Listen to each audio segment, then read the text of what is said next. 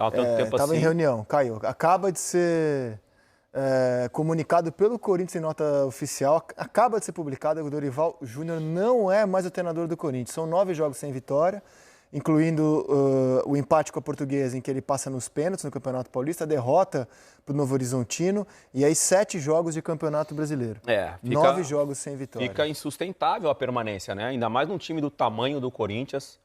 Até para fazer uma analogia aqui com o meu destaque que eu estava falando em relação ao Flamengo. Se não ganha hoje, por exemplo, do Santos, também ia criar um ambiente de muita pressão, de muita cobrança, pela grandeza dos dois times, mas uma sequência tão grande uma sequência tão grande, né, de jogos sem vencer. Por mais que tenha problema, e vai continuar tendo problema, independentemente do treinador que vier para o Corinthians agora, porque aí fica a pergunta, né?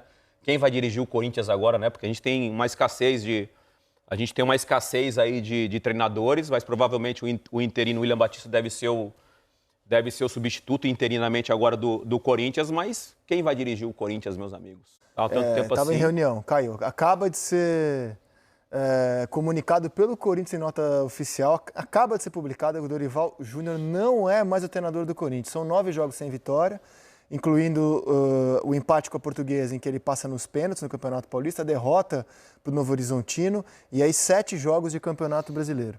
9 jogos sem vitória. Fica insustentável a permanência, né? Ainda mais num time do tamanho do Corinthians.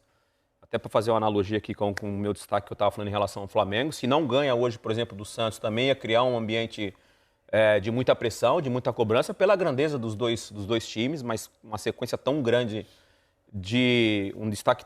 uma sequência tão grande, né, de jogos sem vencer. Por mais que tenha problema, e vai continuar tendo problema, independentemente do treinador que vier para o Corinthians agora, porque aí fica a pergunta, né?